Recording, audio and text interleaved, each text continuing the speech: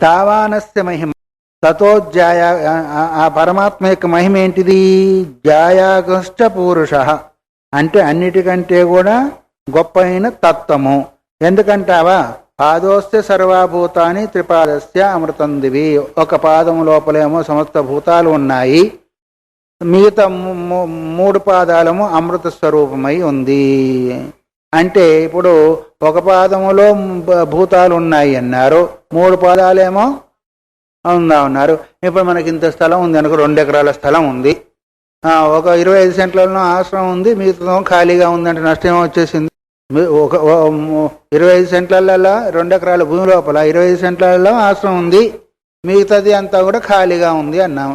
అట్లాగే 3 పాదాలేమో అమృత స్వరూపమైంది, ఒక పాదమేమో, ఒక భాగమేమో ఈ సృష్టి అంతా ఉంది అన్నాము. అటువంటి అప్పుడు ఒక భాగంలో ఉంది అన్నప్పుడు ఆ ఒక భాగము అవయం అవుతుందా? లేదు. ఆ ఒక భాగం మారి విశ్వంగా మారిందా అంటే విశ్వంగా మారలేదు. దాని యొక్క స్థితి అంటే ఆయన మారకుండానే ఆ జగత్తు అట్లా ఉద్భవించింది అని. ఆయన మారకుండానే ఇది ఏవం జాతీయకాతో, ఈ రకంగా మనకు శృతి చెప్పింది. తథా హృదయాయతనత్వ వచనతో సంపత్తి వచనాచ్చ యది చ కృష్ణం బ్రహ్మ హృదయాయతనత్వాత్. ఆయన ఉంది అక్కడ హృద్దేశ్యాజ్ఞ తిష్టతి బ్రాహ్మణ సర్వభూతాని యంత్రారూఢ అనిమాయత. హృదయమే ఆధారంగా కలిగి ఉన్నాడు, హృదయ దేశంలో ఉన్నాడు. వచనాత్ తత్సంపత్తి వచనాచ్చ, అతడు సద్రూపమై ఉన్నాడు. ఆ సద్రూపమే ఆయన యొక్క సంపత్తి, దాని ద్వారానే ఈ సమస్తం జరిగింది. ఉనికి ఆయన యొక్క సంపత్తి కదా, అందుకొరకు ఆ ఉనికి ద్వారానే ఇది భాషిస్తుంది అనే విషయాన్ని కూడా మనం గుర్తు చేసుకోవాలి. యదాచ కృష్ణం బ్రహ్మ కార్యభావేన ఉపయుక్తం స్యాత్ సతా సౌమ్య తదా సంపన్నో భవతి. ఎప్పుడు అంటే కృష్ణం బ్రహ్మ కార్యభావేన ఉపయుక్తం స్యాత్, సంపూర్ణమైన బ్రహ్మ కార్యభావ రూపంలో సంపన్నమవుతుంది అంటే కనిపిస్తుంది. ఎట్లా? సతా సౌమ్య తదా సంపన్నో భవతి అంటే సుషుప్తి అవస్థలో తత్పదార్థం చేత అతను సంపన్నం అంటే తదాకారమై ఉంటాడు జీవుడు అన్నాడు. అంటే వ్యవహార దిశలోనేమో భిన్నంగా ఉన్నట్టు ఉంటుంది, సుషుప్తి అవస్థలోనేమో దానిలో లయమైనట్టుగా కనిపిస్తుంది. ఇది సుషుప్తిగతం విశేషణం అనుపపన్నం స్యాత్. ఒకవేళ పరమాత్మయందే పరమాత్మ ద్వారానే ఈ జగత్తు సృష్టి కాకపోతే సుషుప్తి యందు ఆ పరమాత్మయందే లయమవుతాడని ఈ విశేషణం ఏదైతే ఉందో అది సమన్వయం కాకుండా పోతుంది. అవునా కదా? అందువల్ల వికృతేన బ్రహ్మణ నిత్యం సంపన్నత్వాద్ అవికృతస్య చ బ్రహ్మణో అభావాత్. వికృతేన బ్రహ్మణ నిత్యం సంపన్నత్వాత్. వికృత రూపమైన బ్రహ్మము ఏంటిది? విశ్వరూపంలో ఉన్న బ్రహ్మము. వికృత రూపం వచ్చిందంటే అర్థం ఏంటి? వికార రూపంలో ఉన్న జగత్ రూపం ఉన్న బ్రహ్మం ఏదైతే ఉందో అది నిత్యం సంపన్నత్వాదు అవికృతస్య చ బ్రహ్మణో అభావాత్. అవికృతస్య చ బ్రహ్మణో అభావాత్ తద ఇంద్రియ గోచరత్వ ప్రతిషేధాత్ బ్రహ్మణో వికారస్య చ ఇంద్రియ గోచరత్వ ఉపత్తేః తస్మాత్ అస్తి అవికృతం బ్రహ్మ. ఈ విధంగా మనం అన్వయం చేసుకోగలిగినప్పుడు వికృత రూపంలో బ్రహ్మచేత నిత్యము సంపన్నత్వాత నిత్యము ప్రతినిత్యం కూడా సుషుప్తి అవస్థలో దాని యందు లయమైనందువల్ల అవికృతస్య చ బ్రహ్మణో అభావాత్. అవికృత బ్రహ్మ లేనందువల్ల ఇంకా వికారం ఎప్పుడైతే పోయి దానిలో ఉన్నందువల్ల ఆ అవికృత బ్రహ్మం ఉందా పోయిందా? బ్రహ్మణో అవికృతస్య బ్రహ్మణో అభావాత్ తద ఇంద్రియ గోచరత్వ ప్రతిషేధాత్ బ్రహ్మణో. బ్రహ్మము ఇంద్రియానికి గోచరం అవుతుందా? తనకు ఒక రూపం లేదు కాబట్టి ఇంద్రియానికి గోచరం కానందువల్ల వికార రూపమైన ఈ తత్వం ఏదైతే ఉందో ఇంద్రియ గోచరత్వ ఉపపత్తే. ఇంద్రియ వికార రూపమైంది, వికార రూపమైన బ్రహ్మమేమో ఇంద్రియ గోచరం అవుతుంది, వికారరహితమైన బ్రహ్మమేమో ఇంద్రియ గోచరం కాకుండా ఉంటుంది. అందువల్ల తస్మాత్ అస్తి వికృతం బ్రహ్మ. అందువల్ల బ్రహ్మం యొక్క వికారమనే ఇది చెప్పబడుతుంది. వికారరహిత ఎందుకంటే రోజు పోయి అక్కడ సంపన్నమవుతుంది, మళ్ళీ అక్కడి నుంచే వస్తూ ఉంది. అదే కదా మన మాండూక్యోపనిషత్తులో కూడా చెప్పుకున్నాము. ఈ స్వప్నం నుంచి సుషుప్తి నుంచి మళ్ళీ అక్కడి నుంచి బయలుదేరుతుందని చెప్పుకున్నాం కదా. అట్లాగే ఇక్కడ కూడా మరి వికారూపము ఇంద్రగోచరం అవుతుంది, వికార రూపం కాందేమో ఇంద్రగోచరము కావడం లేదు. నచ నిరవయవత్వ శబ్దకోపో అస్తి. ఇక్కడ నిరవయవత్వ శబ్దకోపం కూడా శబ్దానికి విరుద్ధం అవుతుందన్నారు కదా. నిరవయవ బ్రహ్మానికి సావయవం ఉన్నట్టయితే నిరవయవం చెప్పే ఉపనిషత్తు వాక్యాలకు విరుద్ధం అవుతుందని ముందు ఆక్షేపం చేశాడు. అది ఎందుకు అంటే శ్రూయమనత్వాదేవ నిరవయవత్వస్య అపి అభ్యుపగమ్యమానత్వాతో. శ్రూయమనత్వ అంటే మళ్ళీ శృతి చెప్పినందువల్లనే, ఏ శృతి అయితే నిరవయవం చెప్పిందో ఆ శృతి యొక్క శబ్దం ద్వారానే నిరవయవత్వస్య గమ్యమానత్వాతో ఆ పరబ్రహ్మము నిరవయవము అని తెలుసుకోబడుతోంది. ఎందుకంటే అది చెప్పింది శృతే, ఇది చెప్పింది కూడా శృతే. పరమాత్మ ఈ రూపంలో మారిందని చెప్పింది కూడా శృతే, మరి పరమాత్మ నిరవయం చెప్పింది కూడా శృతే. అందువల్ల ఇక్కడ విరోధమేమీ లేదు. శబ్దమూలంచ బ్రహ్మ శబ్ద ప్రమాణకం. బ్రహ్మం ఏంటిది? శబ్దమూలకము, శబ్దం ద్వారానే తెలియబడేది. ఏ శబ్దం ద్వారా అంటే వేద రూపమైన శబ్దం ద్వారానే తెలియబడేది. శబ్ద ప్రమాణకం, ఆ శబ్ద ప్రమాణం ద్వారానే అవగాహనకు వస్తూ ఉంటుంది. నా ఇంద్రియాది ప్రమాణకం, అది ఇంద్రియాలకు గోచరించేది కాదు, ఇంద్రియ ప్రమాణం ద్వారా తెలియబడేది కాదు, శబ్ద ప్రమాణం ద్వారానే తెలియబడేది అన్నారు. తద్ యథా శబ్దం అభ్యుపగంతవ్యం శబ్దశ్చోభయమపి బ్రహ్మణః ప్రతిపాదయత్ కృష్ణ ప్రసక్తి నిరవయత్వంచ. ఈ విధంగా శబ్దమే ఉభయాన్ని రెండింటిని బోధిస్తూ ఉంటుంది. అది శబ్ద ప్రమాణకము అని చెప్తోంది, ఇంద్రియ ప్రమాణం కాదని చెప్తోంది. అందుకు శబ్దం అభ్యుపగంతవ్యం. అందుకొరకే తద్ యథాశబ్దం అభ్యుపగమంది. ఎక్కడ ఏ శబ్దం చెప్పబడిందో ఆ శబ్దం ద్వారా దాన్ని గ్రహించవలసి ఉంటుంది. ఒక దగ్గరేమో ప్రకృతి రహితం, అది వికార రహితం చెప్పబడింది, ఒక దగ్గరేమో వికార సహితం చెప్పబడింది. ఎక్కడ ఏ విధంగా ఎందుకొరకు చెప్పబడిందో దాన్ని అవగాహన చేసుకోవలసి ఉంటుంది. అందుకొరకే శబ్దశ్చ ఉభయమపి బ్రహ్మణః ప్రతిపాదయత్.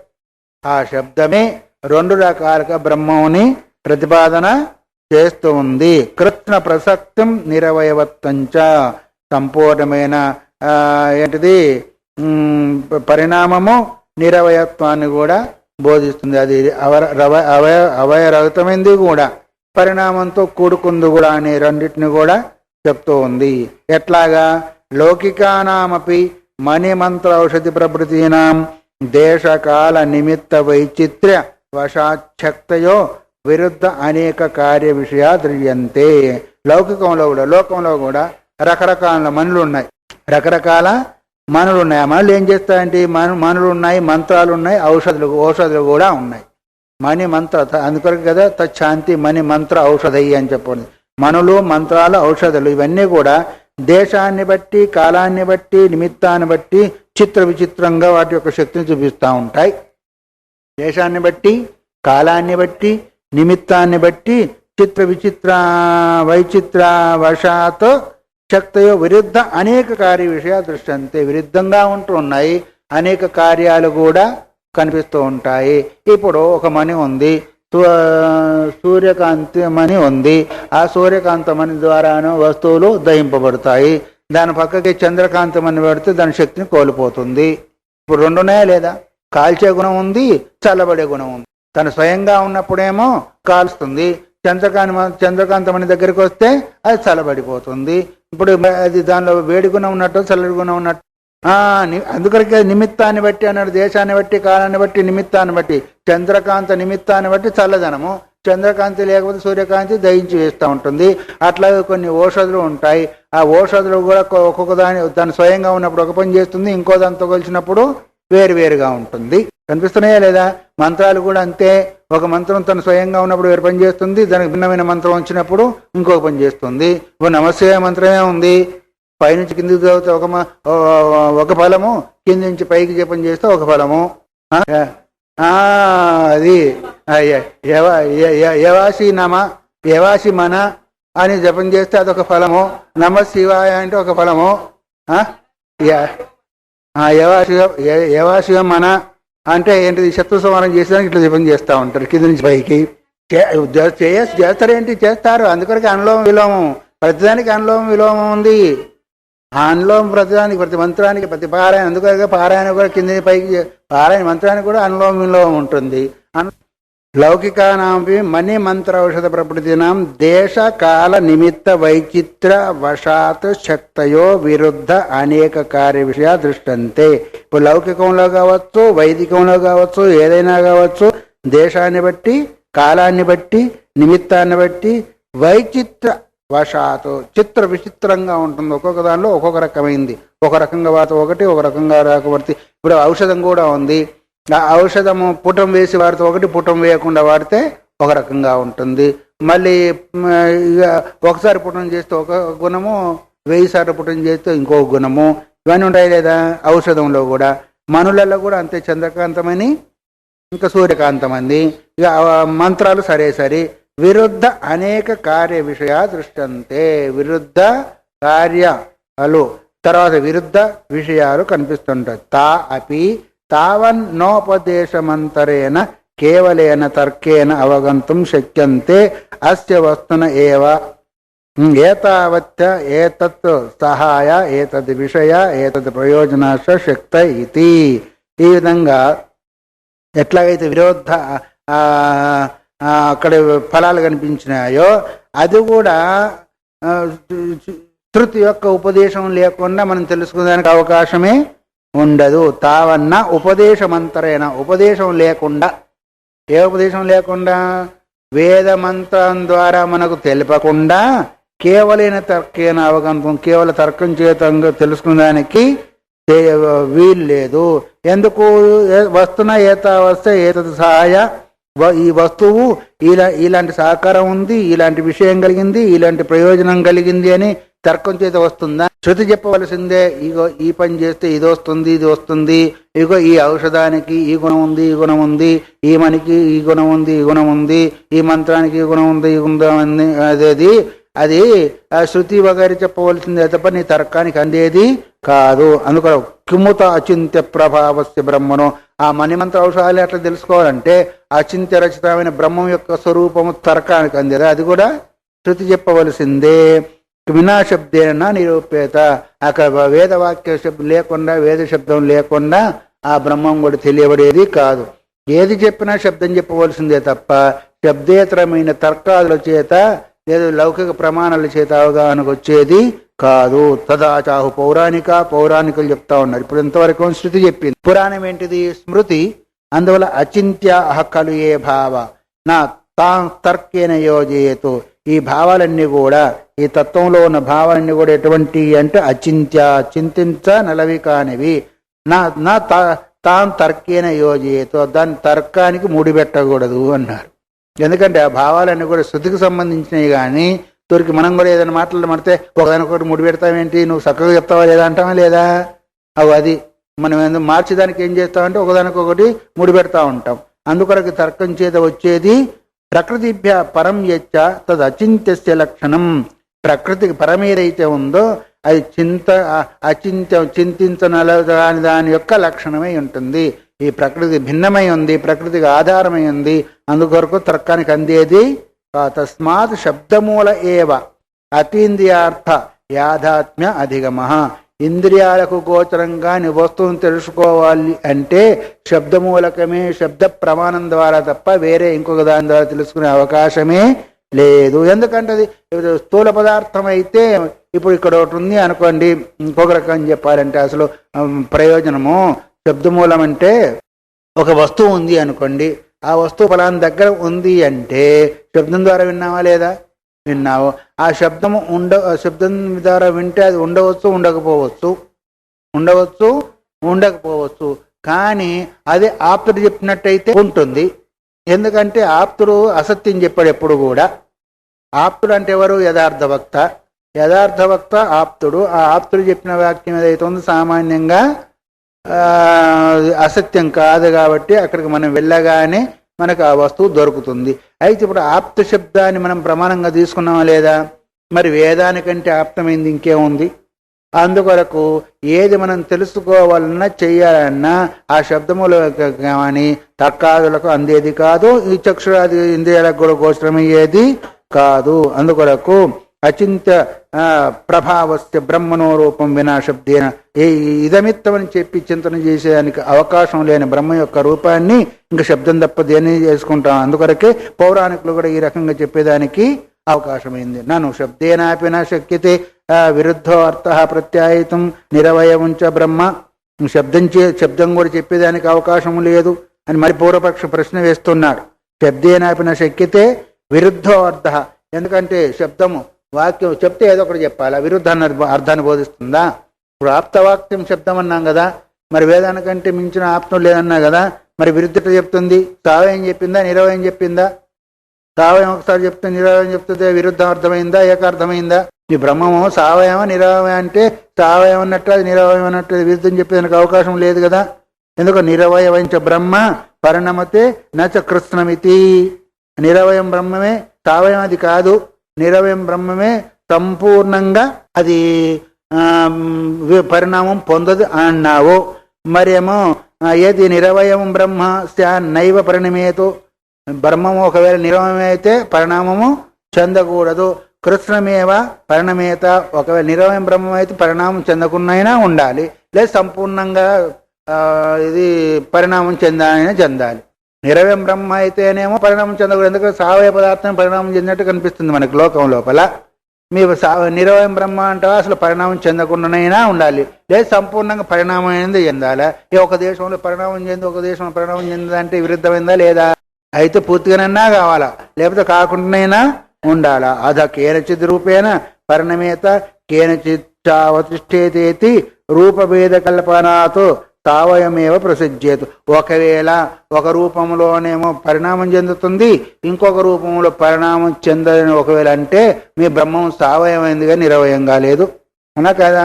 ఒక రూపంలోనో పరిణామం చెందింది అన్నావు, ఇంకో రూపంలోనేమో పరిణామం చెందలేదంటే ఇప్పుడు సావయమైందా నిరవయమైందా? సావయ పదార్థమైంది. ఒక దగ్గర దెబ్బ తగిలింది, ఒక దగ్గర దెబ్బ తగిలి అంటే ఒక అవయం తగిలింది, ఒక అవయం తగిలేదు కదా. ఒక దగ్గరనేమో పరిణామం చెంది ఒక దగ్గర పరిణామం చెందలేదు అంటే సావయమైంది. కానీ ఒకవేళ సావయం కాదు నిరవయం అంటావా, అయితే సంపూర్ణంగా పరిణామం అందజేయాలి, లేకపోతే చెందకుండా ఉండాలి. క్రియా విషయే అతిరాత్రే షోడశనం గృహ్ణాతి నాతిరాత్రే షోడశనం గృహ్ణాతి ఇత్యేవం జాతీయక విరోధ ప్రతిపతీతావపి వికల్పాశ్రయణం విరోధ పరిహారాకరణం భవతి. పురుషతంత్రత్వాచ్చ అనుష్ఠానస్య అనుష్ఠానం ఉంది. ఇదివరకు మనం ఇంకొక దగ్గర కూడా చెప్పుకున్నాము. అతిరాత్రి షోడశనం గృహ్ణాతి నాతిరాత్రి షోడశనం గృహతి. రాత్రిపూటనేమో షోడశ అదే యాగం ఉంది కదా, ఆ షోడశ వ్రతాన్ని తీసుకుంటున్నాడు, లేదా పగలే తీసుకుంటున్నాడు అని ఈ విధంగా చెప్పబడింది. అక్కడ విరుద్ధం ఉందా లేదా?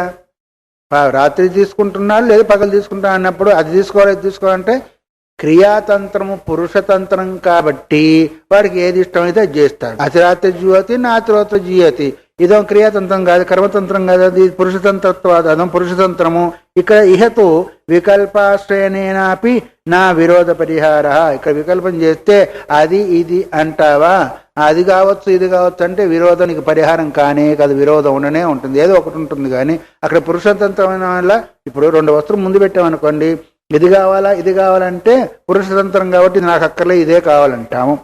మరి ఇక్కడ ఏమో పురుషతంత్రం కాదు, నీ శృతి చెప్పిన ప్రకారం వస్తుతంత్రం కాబట్టి ఇక్కడ విరోధ పరిహారం అయ్యేదానికి వీల్లేదు. సంభవతి అపురుషతంత్రత్వాది వస్తున. ఇది పురుషతంత్రం కాదు, అందువల్ల వస్తుతంత్రం కాబట్టి తస్మాత్ దుర్ఘటమే వేది. నువ్వు చెప్పేది ఏదైతే ఉందో విరోధము, ఆ విరోధం దుర్ఘటం అంటే సంభవించేది కాదు. అయితేనేమో పూర్తి సంపూర్ణంగా పరిణామం చెందాలా, లేదు పరిణామం చెందకైనా ఉండాలా. ఏకదేశంలో పరిణామం చెందుతుంది, ఒక దగ్గర చెందాలంటే అది సావయ పదార్థం అవుతుంది. సావయ పదార్థం అయినట్టయితే అనిత్యత్వాపత్తి అవుతుంది. నువ్వు చెప్పింది ఏదైతే ఉందో నీకే అది విరోధం ఏదానికి అవకాశం ఉంటుంది అంటే సమాధానం చెబుతూ నైష దోష, అక్కడ దోషమేమీ లేదు. ఎందుకు? అవిద్య కల్పిత రూపవేద అభ్యుపగమాతో. మేము పరమాత్మ స్వయంగా పరిణామం చెందిందంటే కదా, అవిద్య చేత నామము రూపము కల్పభేదము రకరకాలుగా చేసింది. అంతే ఒక్కదా. అవిద్య కల్పిత రూపభేద అభ్యుపగమాతో. మేము రూపభేదం ఎందుకు చెప్పామంటే అది అవిద్య కల్పితమే, కానీ నీ మట్టి నీ పాలు పెరుగు ఇట్లా పరిణామం చెందినట్టు మా బ్రహ్మమే పరిణామము చెందలేదు. పరమాత్మను ఆశ్రయించిన అవిద్య, ఆ విద్య చేత నామరూప కల్పన జరిగింది.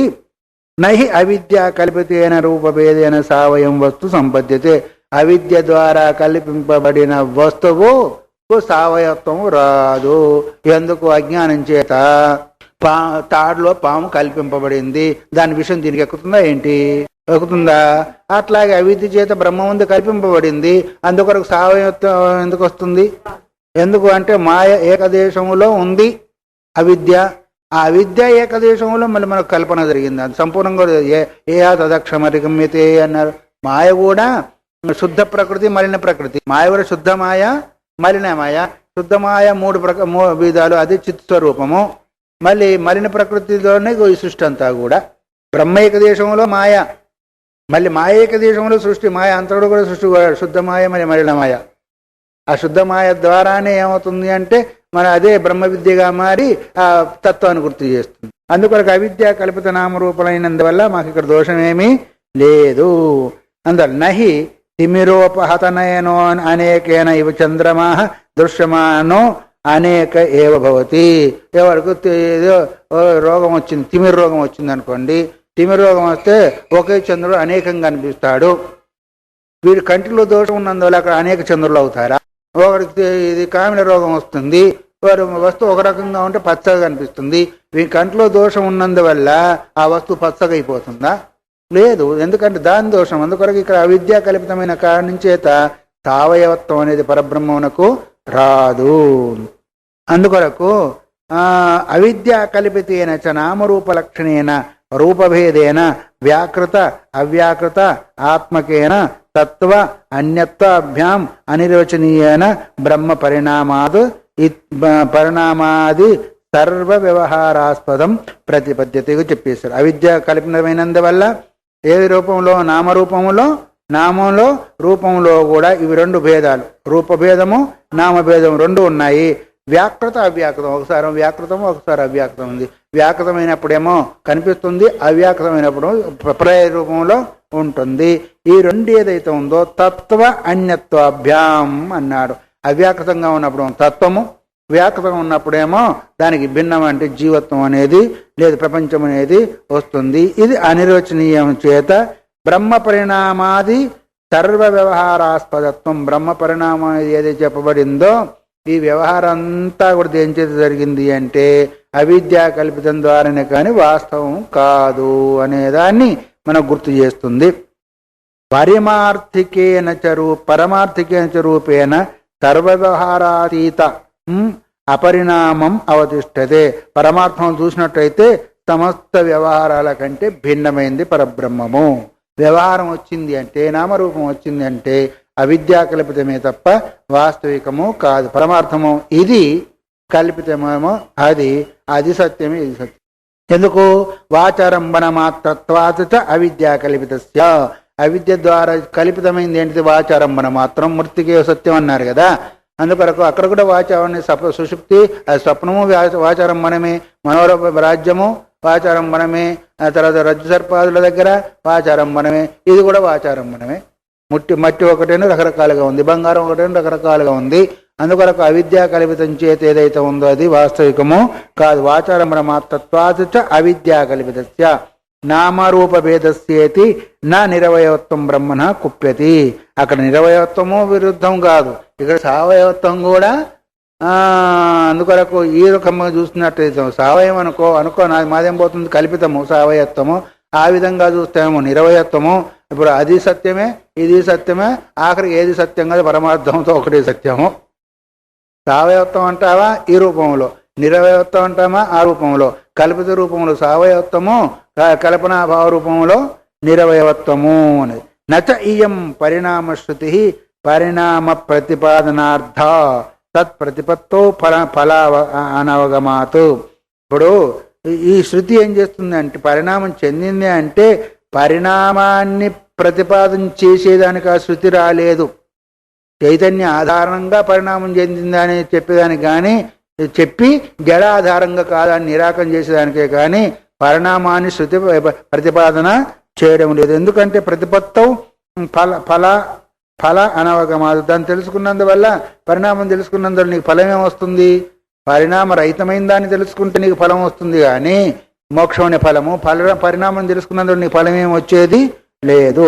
సర్వ వ్యవహారహీన బ్రహ్మాత్మ భావ ప్రతిపాదనార్థాతు ఏష, సమస్త వ్యవహార రహితమైన బ్రహ్మము నీవు ఒకటే అని చెప్పడం ఏదైతే ఉందో దాని యొక్క ప్రతిపాదన. సరే, ఏ వ్యవహారము లేని బ్రహ్మము నీవు రెండు ఒకటే అని ఈ ఏకత్వ ప్రతిపాదన చేసేదే శృతి యొక్క వాస్తవిక అభిప్రాయం, కానీ ఆ పరిణామాన్ని ప్రతిపాదన చేయడం శృతి యొక్క అభిప్రాయము కాదు.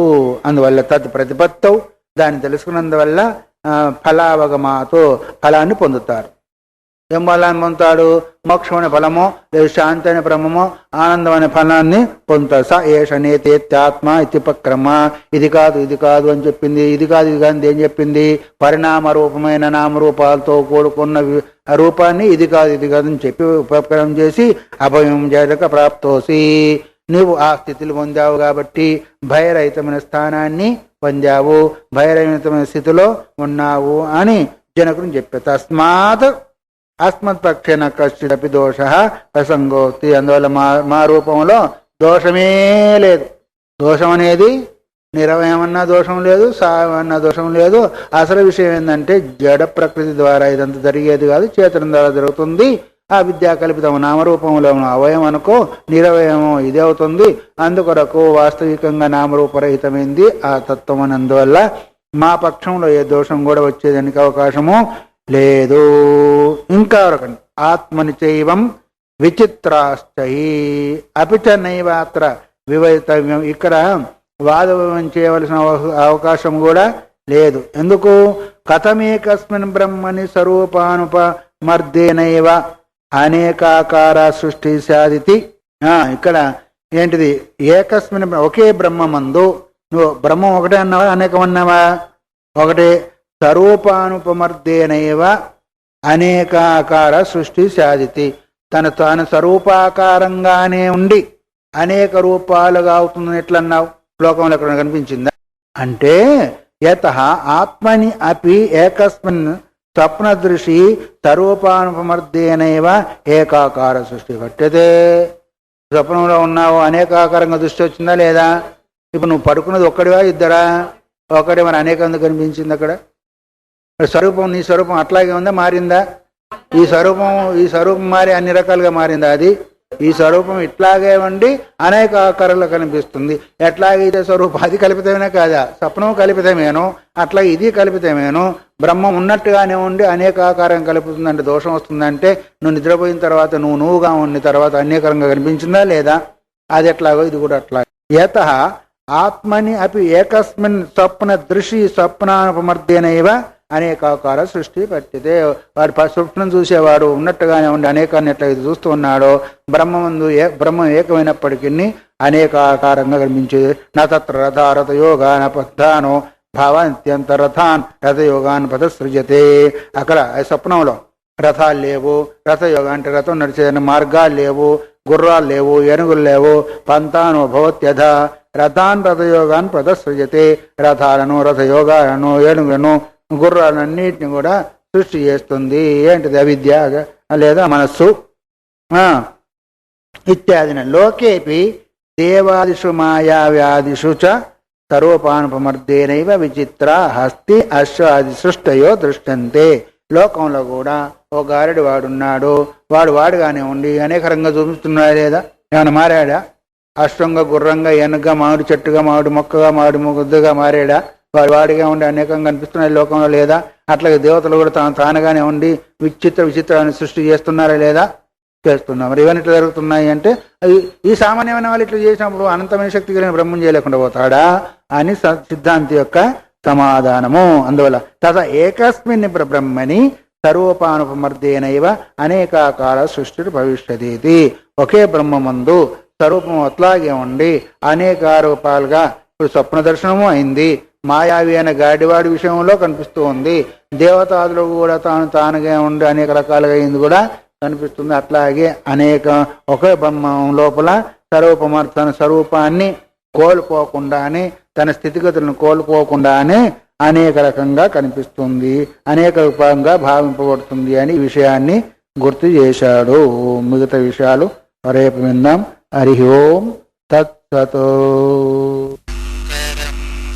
శంకరం శంకరాచార్యం కేశవం బాదరాయణం స్తోత్రభాష్యకృతౌ వందే భగవంతౌ పునః పునః. స్వపక్షదోషాచ్చ.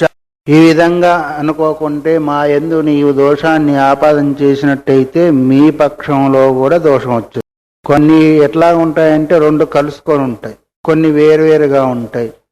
మీరు ఏ ఉద్దేశం చేతనైతే మా పైన దోషాన్ని ఆరోపణ చేస్తారో ఆ దోషం మీకు కూడా వస్తుంది. కాబట్టి ఇద్దరికి వచ్చే దోషము ఇద్దరూ సహించవలసి ఉంటుంది. ఎందుకు అంటే మీ విషయంలో ఏ దోషం అవుతుందో మా విషయంలో కూడా అదే దోషం ఉంది కదా.